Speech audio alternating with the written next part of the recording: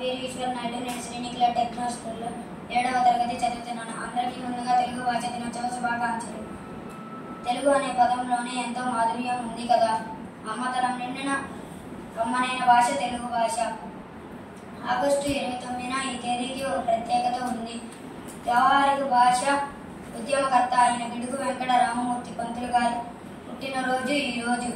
గ్రాంధిక భాషలో ఉన్న తెలుగు వచనాన్ని ప్రజలు వాడుక భాషలోకి తీసుకువచ్చి నిత్య వ్యవహారంలోని భాషలో ఉన్న అందాన్ని విలువను తెలియజెప్పిన మహానీయుడు.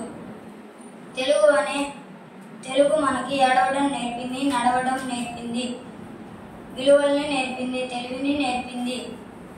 బిడ్డను ఎందుకు హత్తుకోవాలని ప్రశ్నించినప్పుడు ప్రశ్న ఎప్పుడు తల్లికి రాదు. అలాగే కన్న తల్లి ఎందుకు ప్రేమించాలనే సందేహం బిడ్డకు రాకూడదు.